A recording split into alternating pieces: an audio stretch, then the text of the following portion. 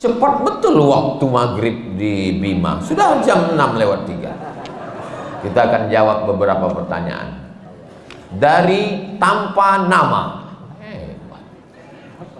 Bagaimana adabnya bila imam setelah sholat fardu membaca zikir yang keras, tapi masih ada jamaah yang masbuk? Tashwish, mengganggu.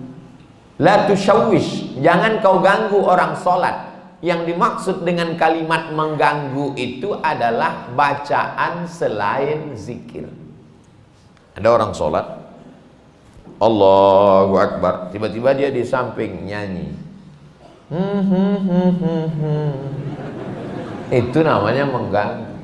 Tapi kalau ada orang sholat, yang lain yang sebelah subhanallah, subhanallah, subhanallah, apakah terganggu? Tidak. Yang terganggu dengan subhanallah itu setan. Kenapa? Karena bacaan zikir dengan sholat isinya sama. Aqimis sholata li zikri, dirikanlah sholat untuk zikir mengingat aku. Orang yang berzikir sama circle-nya, sama signalnya. Orang yang berzikir mengingat Allah, orang yang sholat mengingat Allah. Orang yang sama-sama mengingat Allah tidak saling mengganggu dan tidak saling terganggu. Jadi kalau ada orang sholat, orang sebelah itu berzikir, tapi zikirnya mengganggu, dua kemungkinan. Yang sholat itu setan atau yang berzikir itu setan. Dia udah tahu bahwa zikir itu tidak terlalu kuat, tidak terlalu pelan. Subhanallah, subhanallah. Udah tahu ada orang sholat, kuat-kuat matanya ke situ lah. Subhanallah, subhanallah. Ini setan. Ini setan yang sedang berzikir. Pak Ustadz, zikir setelah selesai sholat itu kan zikirnya sir. Itu menurut mazhab Syafi'i. Zikirnya jahar, mazhab muridnya Imam Syafi'i, namanya Hambali, Imam Ahmad bin Hambal. Menurut mazhab Syafi'i, berzikir itu jahar sementara makmumnya tahu. Kalau makmumnya sudah tahu, zikirnya sir. Maka di sebagian masjid zikirnya sir. Pas imam ditanya, Pak Imam zikirnya kok enggak jahar? Makmumnya udah tahu. Ustaz Somad kalau jadi imam bacanya, saya kalau jadi imam zikir saya jahar. Kenapa Ustaz nggak baca sir? Karena makmum saya ada 3 orang nggak tahu. Yang pertama anak kecil, dia nggak tahu. Yang kedua mu'alaf baru masuk Islam. Yang ketiga orang tua udah tahu cuman lupa. Maka mereka dikasih tahu. Anak-anak ini pulang ke rumah, nanti ditanya sama emaknya, nah zikir di masjid tadi apa? Tapi kalau saya zikir kuat, dia tahu subhanallah, subhanallah, tapi tidak terlalu kuat. Nggak mungkin juga orang di masjid zikir sampai subhanallah, subhanallah. Kau zikir apa ngamuk?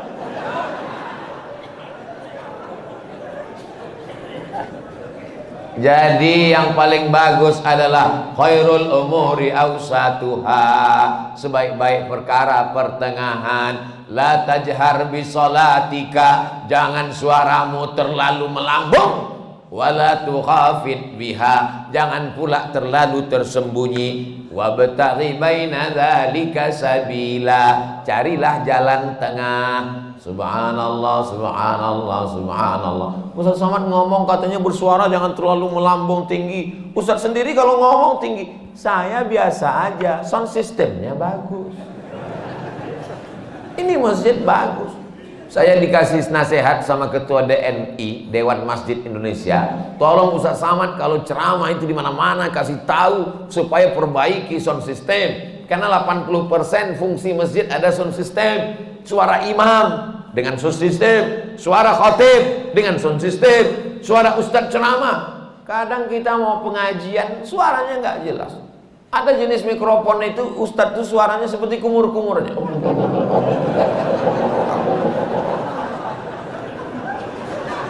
Tapi di masjid Darul Hamid, Baitul Hamid, bait rumah, Hamid rumah orang yang memuji Allah, rumah yang terpuji. Masya Allah, tenang, sound systemnya mantap, cuman agak panas saja dikit.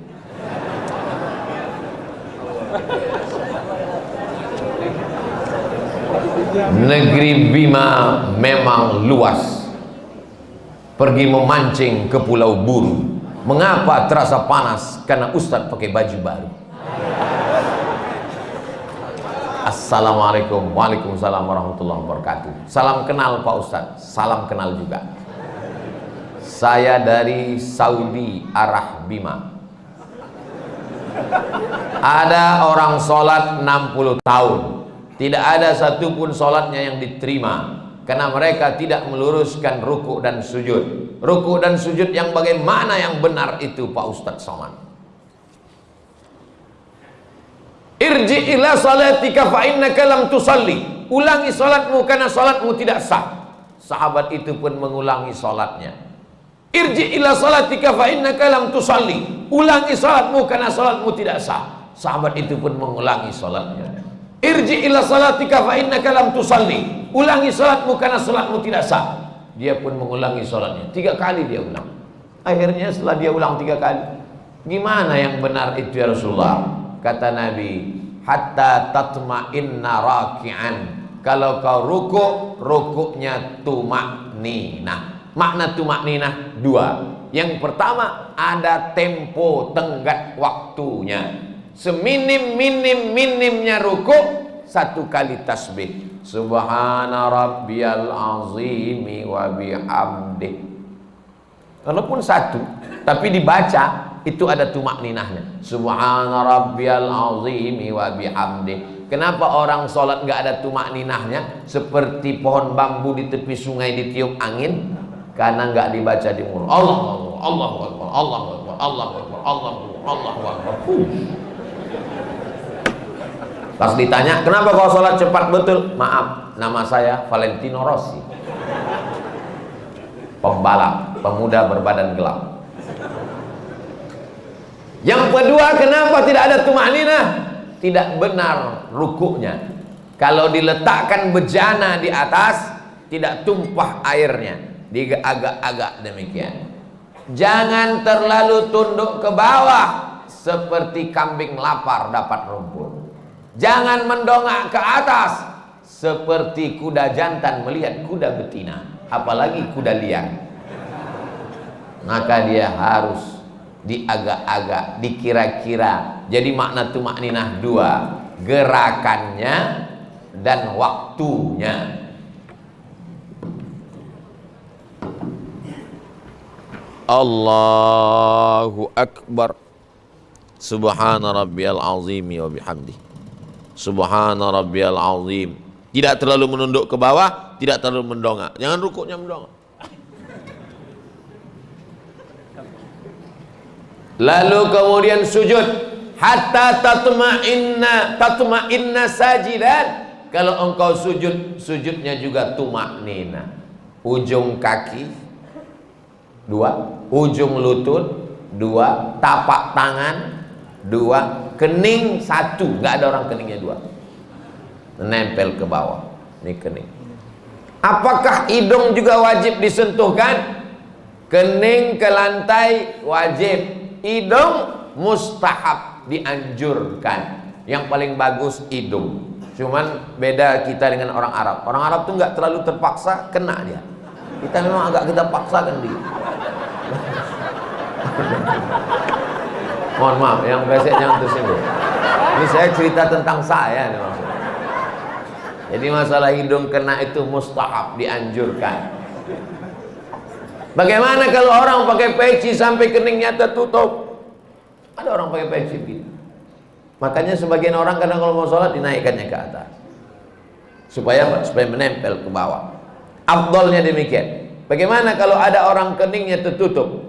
Maka sesungguhnya kain pada bagian tubuh yang menutupi tidak membatalkan sholat. Mana dalilnya? Karena ada seorang sahabat Nabi sedang sholat, dia ambil ujung jubahnya, dia tutupkan ke atas pasir, karena dia tidak mau keningnya menempel ke pasir karena panas, terik, nggak ada sajadah. Sholat dia, pas mau sujud, ujung jubahnya dia sujud di atas. Itu dalil boleh menempelkan ke kain yang menempel ke badan, tapi kurang afdal. Yang afdal adalah menyentuh.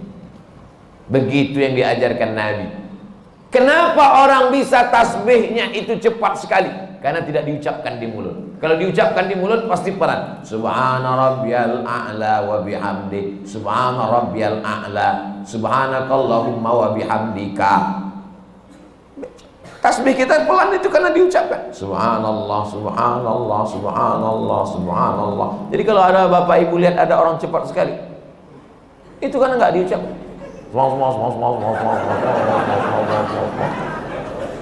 Nggak diucapkan. Bahkan kata Syekh Ali Jum'ah, itu pakai nafas membantu lebih khusyuk. Diucapkan walaupun sholat zuhur dan asar.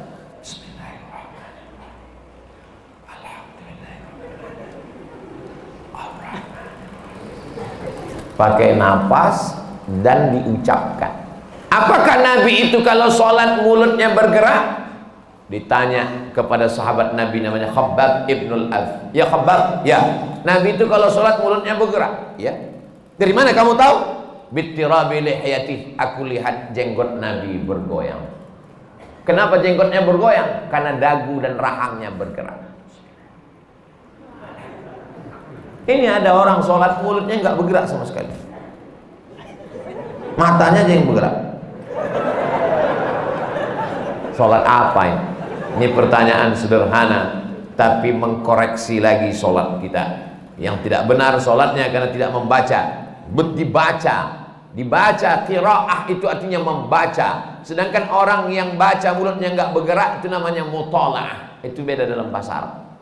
Kalau bergerak membaca, makanya qiraatul Fatihah membaca. Bismillahirrahmanirrahim. At-tahiyatul mubarakatus shalawatut thayyibat. Assalamu alayka ayyuhan nabiy wa rahmatullahi wa barakatuh. Wassalamu alayna wa ala ibadillahi sholihin. Asyhadu an la ilaha illallah wa asyhadu anna Muhammadar Rasulullah. Allahumma shalli ala sayyidina Muhammad wa ala ali sayyidina Muhammad. Sampai fil alamin innaka Hamidum Majid. Allahumma ighfir li ma qaddamtu wa ma akhartu wa ma asrartu wa ma a'lantu wa ma asraftu wa ma anta a'lamu bihi minni antal muqaddim wa antal muakhir. La ilaha illa anta subhanaka inni kuntu minadh dhalimin. Allahumma inni a'udzubika min 'adzabi jahannam wa min 'adzabil qabri wa min fitnatil mahya wal mamat wa min syarri fitnatil masiihid dajjal.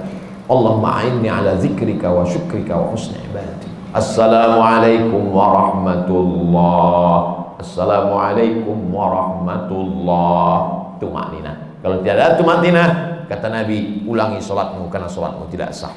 Mari kita jaga sholat kita lagi insyaallah. Jangan menjadi pencuri sholat. Bagaimana pencuri sholat? Karena tidak lengkap rukunnya, syarat-syaratnya menurut pandangan ulama fikih. Ada orang sekarang ketika ditanya, kamu sholatnya kok cepat sekali, nggak lengkap. Yang penting hati kita. Ini orang tidak belajar fikih, nggak ngaji. Dan orang seperti ini tidak ada di Bima. Dulu pernah ada tapi udah meninggal. Assalamualaikum Ustaz. Waalaikumsalam.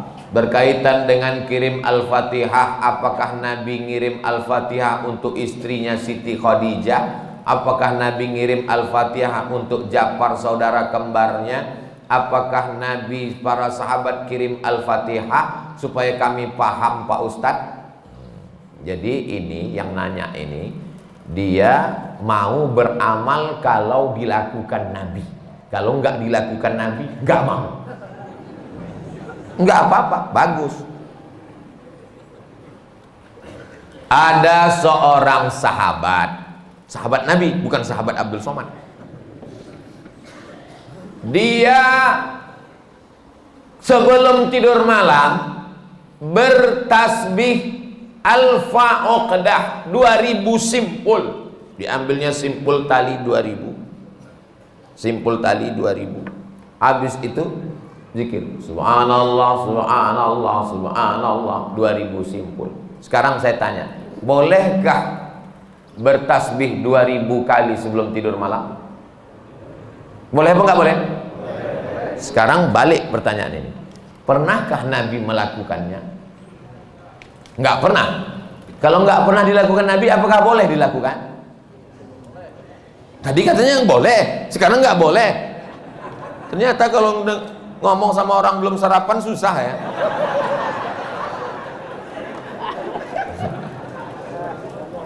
Oke, contoh kasus yang kedua. Ada seorang imam mazhab. Tadi yang bertasbih 2000 kali sebelum tidur itu sahabat Nabi, namanya Abu Hurairah. Sahabat Nabi. Di mana bisa dibaca biografinya? Dalam kitab Syiar A'lam An-Nubala. Siapa yang nulis? Imam Az-Zahabi, Imam Ahlus Sunnah wal Jamaah. Contoh yang kedua. Da'autu lisyafi'i fi salati arba'ina sanah. Saya mendoakan guru saya Imam Syafi'i fi salati, dalam salat saya arba'ina sanah, 40 tahun. Rabbi firli wali walidayya wali Muhammad bin Idris Asy-Syafi'i. Bolehkah mendoakan Imam Syafi'i 40 tahun? Boleh. Sekarang pakai logika ini. Pernahkah dilakukan Nabi? Nggak pernah. Kalau nggak pernah dilakukan Nabi berarti nggak boleh. Ini pertanyaan tingkat tinggi. Apakah mesti disyaratkan, mesti dilakukan Nabi dan sahabat?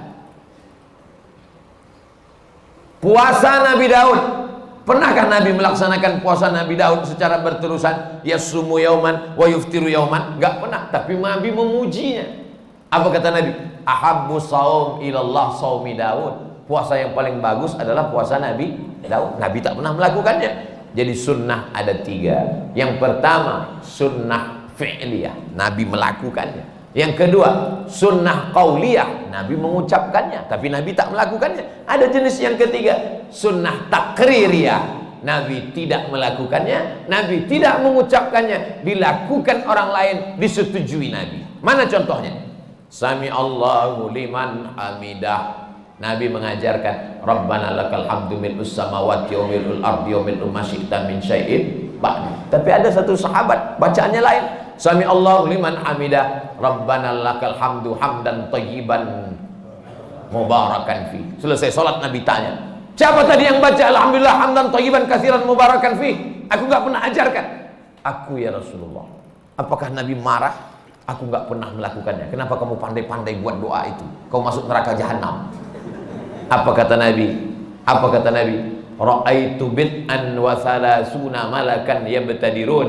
Aku lihat 39 malaikat turun dari pintu langit ingin mencatat doa yang kau baca. Enggak pernah dibaca Nabi. Begitu juga dengan Allahu Akbar kabira, diriwayatkan oleh Abdullah bin Umar bin Khattab. Nabi mengajarkan Allahumma ba'id baini wa baina khataayaya kama ba'adta bainal masyriqi wal maghrib. Sahih Bukhari. Allahu Akbar kabira ada juga dalam Sahih Bukhari. Nabi tidak pernah mengucapkannya. Siapa yang membaca itu? Sahabat. Allahu Akbar. Tiba-tiba ada sahabat di belakang. Allahu Akbar kabira walhamdulillahi katsira wa subhanallahi bukratan wa asila. Titik. Wajhatu wajhiya itu iftitah lain. Selesai sholat Nabi tanya, siapa tadi yang baca Allahu Akbar kabira? Ana ya Rasulullah. Apa kata Nabi? Futihat abwabus sama, terbuka pintu-pintu langit, malaikat turun mencatat doa yang kau baca. Ini jenis takriri. Makanya perbuatan kalau tidak dilakukan Nabi adalah bid'ah. Betul kata Imam Syafi'i, kalau dia bertentangan dengan syariah. Selama masih ada dalilnya, tidak bertentangan dengan syariah, maka dia tidak disebut bid'ah dhalalah, tapi dia disebut dengan mahmudah. Sekarang tentang mengirimkan Al-Fatihah kepada orang meninggal dunia, sampai apa tak sampai? Siapa bilang sampai? Memangnya yang udah meninggal tuh pernah ngasih tahu? Alhamdulillah titipannya udah sampai, makasih ya. Imam Ibnu Taimiyah punya murid namanya Imam Ibnul Qayyim Al-Jauziyah. Punya kitab namanya Kitab Ar-Ruh. Sudah diterjemahkan ke bahasa Indonesia 3 huruf, R-O-H, roh. Di situ diceritakan Imam Ahmad bin Ambal lewat di suatu makam. Ada orang baca Quran. Kata dia, berhenti, jangan kau baca. Lalu disebutkanlah sanad-sanadnya. bahwa membaca Quran itu untuk orang meninggal dunia tidak terlarang. Tentang kitab roh ini tidak diragukan, karena ada seorang dapat gelar doktor gara-gara meneliti kitab roh, namanya Dr. Bassam dari Kuwait. Umar bin Khattab punya anak laki-laki namanya Abdullah bin Umar bin Khattab. Dia pesan, kalau aku meninggal dunia, nanti bacakan di atas makamku pangkal Al-Baqarah 5 ayat sampai wa ulaika humul muflihun, dan ujung Al-Baqarah 3 ayat lillahi ma fis samawati sampai habis. Pesan Abdullah bin Umar bin Khattab kepada orang nanti kalau aku sudah meninggal. Berdasarkan itu Imam Nawawi meninggal tahun 676 dari kalangan mazhab Syafi'i, dalam kitab Al-Azkar mengatakan, wa in khatimul qur'ana fahuwa hasanun, seafdal-afdalnya dibacakan sekhatam Al-Qur'an. Kalau tidak sanggup sekhatam Al-Qur'an, likulli syai'in qalbun, segala sesuatu punya hati, wa qalbul Qur'an Yasin, hatinya Al-Qur'an adalah Yasin. Enggak sanggup juga Ummul Qur'an Al-Fatihah. Itulah dia dalil-dalil orang yang membacakan Quran. Kalau nggak setuju, jangan salahkan orang karena orang punya dalil. Saya nggak setuju, nggak usah lakukan. Yang tidak boleh itu adalah tidak ada ulama satupun yang membolehkan, dia membuat sendiri. Nah, itu nggak boleh. Imam Nawawi, ini Imam Nawawi bukan imam sembarangan. Dia bukan selevel Imam Samudra, apalagi Imam S. Arifin. Imam Nawawi, kalau kita baca kitab pertama Sahih Bukhari, di bawah Sahih Bukhari Sahih Muslim. Imam Muslim muridnya Imam Bukhari.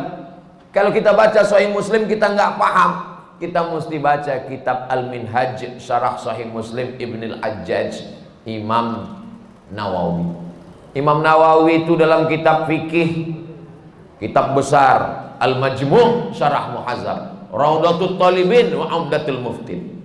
Saya ngajar hadis arba'in, hadis paling sedikit kecil arba'in, Imam Nawawi.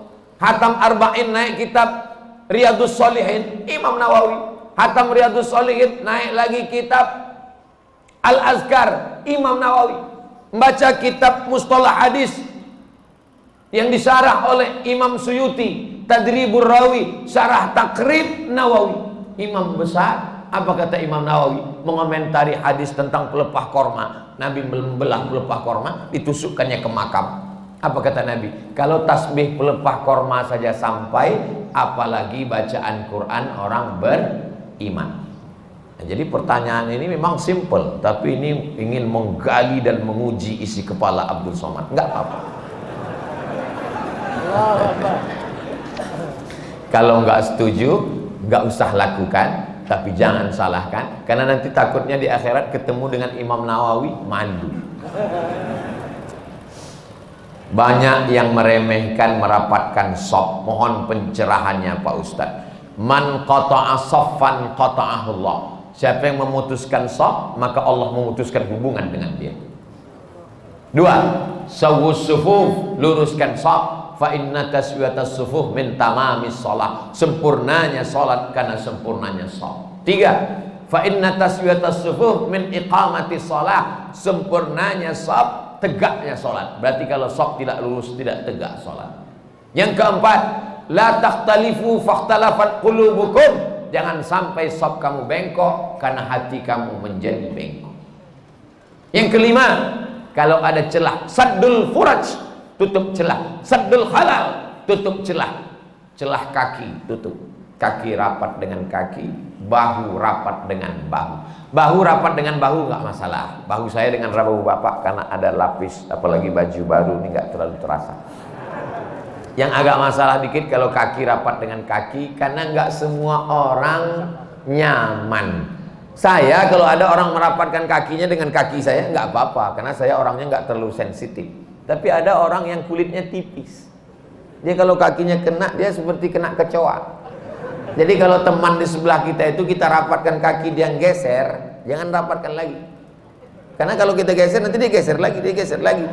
Imam udah mau waladhdallin, kita masih ngurus kaki. Khawatirnya dia baru tobat kemarin. Begitu kita geser 2 kali, dipijaknya langsung. Nah, akhirnya orang kelahi dalam masjid. Jadi pandai-pandai merasakan perasaan orang lain. Nah, ini nampaknya sepele, tapi bisa jadi masalah. Kalau kita sesama orang di masjid kelahi, yang ketawa orang yang nggak sholat. Untung aku nggak sholat.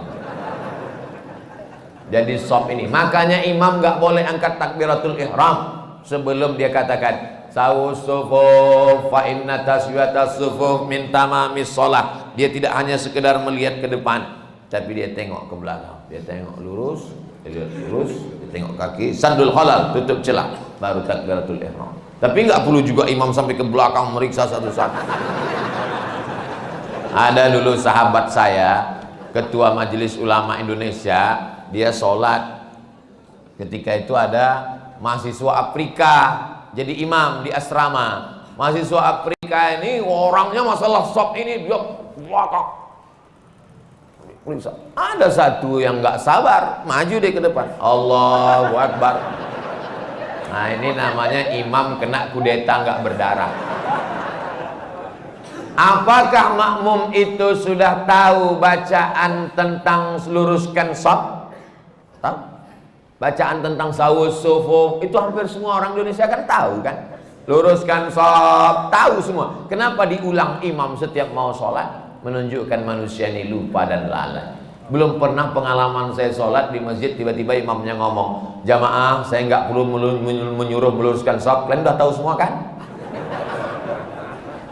Menunjukkan manusia ini selalu lalai tentang sop. Maka luruskan. Qadamun biqadamin, mangkibun bimangkibin, mangkibun bimangkibin, bahu dengan bahu, kaki dengan kaki, lurus. Allah. Sekarang enak ada sajadah. Zaman Nabi mana ada sajadah? Bagaimana cara meluruskannya? Bahu dengan bahu, kaki dengan kaki. Innallaha yuhibbul ladzina yuqatiluna fi sabilihi shaffa. Allah suka melihat kita lurus shaf, ka'annahum bunyanun marsus, seperti bangunan yang kokoh. Karena kalau rapat, setan tidak bisa masuk. Itu filosofi lurusnya shaf. Mohon doakan remaja Masjid Baitul Hamid agar istiqomah Pak Ustadz. Semuanya, bukan yang remaja, yang tua pun bisa juga nggak istiqomah. Ini kadang anak-anak muda ini husnuzonnya keterlaluan. Disangkanya kalau udah tua istiqomah. Ya, oke. Mohon doa Ustadz, semoga usaha warung magnet rezeki berkah saya diluaskan dan dilancarkan. Inilah orang yang paling pandai mengambil kesempatan. Mumpung orang ramai, doanya dapat, iklannya dapat. Mantap, nanti videonya dipotong, diupload ke Instagram. Rezekinya tapi untuk bukan pribadi, membantu umat dan membantu pembangunan masjid kampung saya. Allahu Akbar. Mudah-mudahan adik-adik anak muda punya channel YouTube. Hasilnya untuk buat bangun masjid, pondok pesantren, tahfiz Quran. Amin. Terima kasih. Barakallahu fiik Ustadz. Salam alumni 212. Ada lengkap semua. Masya Allah, tabarakallah. Tapi dia nggak ada nanya, cuman itu aja. Itulah kajian kita pada subuh yang penuh dengan barokah ini. Mudah-mudahan kita diberikan ketenangan batin, anak cucu kita istiqomah iman dan Islam, diberikan Allah rezeki yang melimpah ruah supaya kita bisa bangun masjid. Ala hazih niat untuk niat yang baik-baik ini. Al-Fatihah.